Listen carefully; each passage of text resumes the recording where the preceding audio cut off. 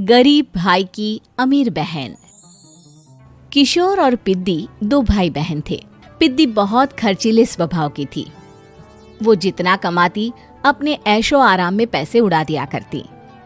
लेकिन किशोर समझदार था, घर को साथ लेकर चलना जानता था।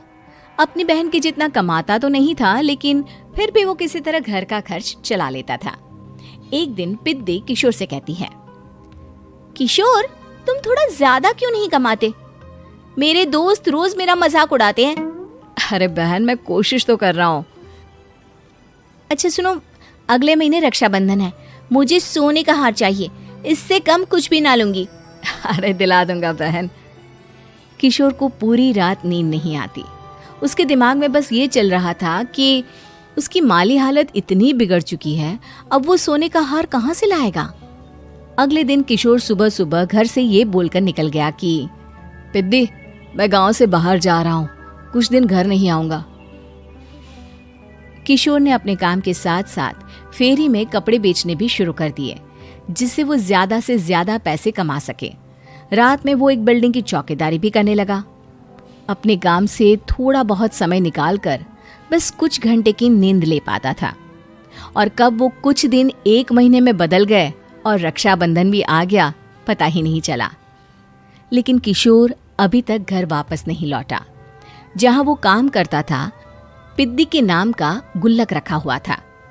किशोर ने उस गुल्लक को फोड़ा और सारे पैसे इकट्ठा करके एक सोने का हार खरीद लिया। घर में पिद्दी किशोर का इंतजार कर रही थी। तभी किशोर आता है। कहाँ चले गए थे? 4 दिन का कहा था और 1 महीने से पता नहीं कहाँ गायब हो गए थे। मैंने बस एक हार मांगा था और तुमने तो घर ही छोड़ दिया। अरे मुझे थोड़ा काम मिल गया था। कुछ नहीं, सब समझती हूँ, बहाने थे तुम्हारे।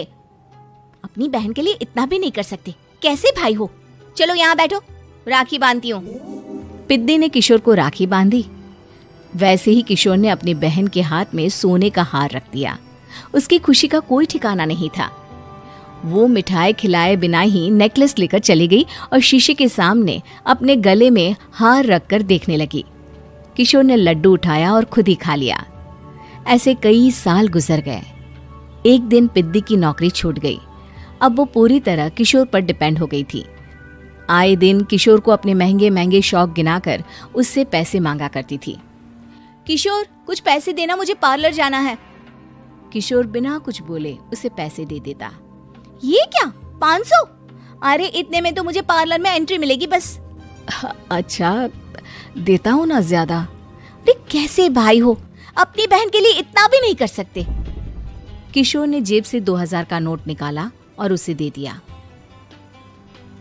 किशोर गरीबी में रह लेता था, लेकिन अपनी बहन को कभी कोई कमी नहीं होने देता था। बेटा, पिद्दी तुम्हारी बहन है, उसे कभी किसी चीज की कमी मत होने देना और उसका ध्यान रखना, क्योंकि भाई का फर्ज होता है अपनी बहन का ध्यान रखना। किशोर ने माँ की कही ये बात हमेशा के लिए याद कर ली थी। शायद माँ की इसी बात की वजह से किशोर पिद्दी की हर जिद पूरी करता चला आ रहा था। किशोर, आज मैं अपने दोस्तों के साथ पार्टी करने जा रही हूँ, मुझे कुछ पैसे दो ना। किशोर पिद्दी को समझाता है, लेकिन पिद्दी नाराज होकर चली गई और अपने कमरे में सुबक सुबक कर रोने लगी। किशोर अपनी जेब से कुछ पैसे निकालता है और पिद्दी को दे देता है। किशोर खुद कभी अच्छे कपड़े नहीं पहनता, लेकिन पिद्दी को राजकुमारी की तरह रखता। पिद्दी के जाने के बाद किशोर अपने काम पर निकल गया। एक तरफ पिद्दी अपने दोस्तों के साथ मस्ती कर रही थी, तो वहीं दूसरी तरफ किशोर पैसे कमाने के लिए कड़ी मेहनत कर रहा था। कुछ और दिन ऐसे ही बीत गए। एक दिन पिद्दी एक लड़के को लेकर घर आई और उसे किशोर से मिलवाया। किशोर, मुझे इस लड़के से शादी करनी है, लेकिन इनके मम्मी पापा बोल रहे हैं कि उनको दहेज में एक कार चाहिए, तभी वो मेरा और पंकज का रिश्ता कबूल करेंगे। लेकिन बहन, कार खरीदना कोई सब्जी खरीदने के बराबर तो नहीं है। अरे कैसे भाई हो तुम, अपनी बहन के लिए इतना नहीं कर सकते? देखो, मैं ज्यादा इंतजार नहीं कर सकती, तुम्हें 1 साल में मेरे लिए कार खरीदनी ही होगी। अच्छा पंकज, एक काम करो, कल तुम अपने माता पिता को घर बुला लो, मैं उनसे तुम्हारे और पिद्दी के रिश्ते की बात कर लेता हूँ। अगले दिन किशोर के छोटे से घर में पंकज और उसके माता पिता आते हैं। बेटा, तुम्हारी बहन ने हमारी शर्त तो बता ही दी होगी। जी बेटा, तुम तो इतने छोटे घर में रहते हो, दहेज कहाँ से लाओगे? मैं अपनी बहन की खुशी के लिए सब कुछ कर सकता हूँ। पंकज और पिद्दी का रिश्ता तय हो जाता है। किशोर अब अपनी क्षमता से 4 गुना ज्यादा काम करने लगता है। सुबह सबके घरों में न्यूज़पेपर फेंकता, दिन में मजदूरी करता और रात में चौकीदारी करता। खूब मेहनत करके किशोर ने अपनी बहन की शादी के लिए पैसे जुटा लिए। उसने अपनी बहन के लिए कार खरीद ली। जब वो पिद्दी के ससुराल वालों से मिलने गया तो उन्होंने किशोर से और पैसों की मांग की। इस बार किशोर हार चुका था। पिद्दी माफ करना, मैं तुम्हारी शादी उस लड़के से नहीं कर सकता। वो लालची लोग हैं, उन्हें सिर्फ पैसों से मतलब है। देखो किशोर, मैं पंकज से ही शादी करूंगी। क्योंकि पिद्दी ने तो किशोर की बात न मानने की जैसे कसम खा रखी थी। किशोर ने पंकज को घर बुलाया। पंकज, तुम अपने माता पिता को समझाते क्यों नहीं हो? भैया, वो हमारी शादी के लिए मान गए, मेरे लिए तो यही बहुत बड़ी बात है।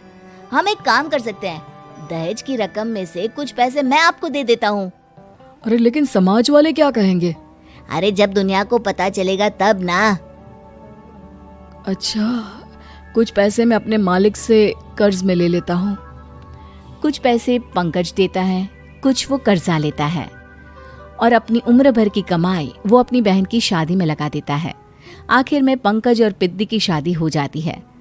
पिद्दी की विदाई के बाद किशोर बिल्कुल अकेला पड़ जाता है। अब उसका कमाने में भी मन नहीं लगता।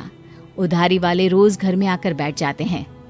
अरे किशोर, अब तो पिद्दी की शादी को 5 साल हो गए, अब तो हमारा पैसा लौटा दो। चाचा, पिद्दी के जाने के बाद किसी भी काम में मन नहीं लगता।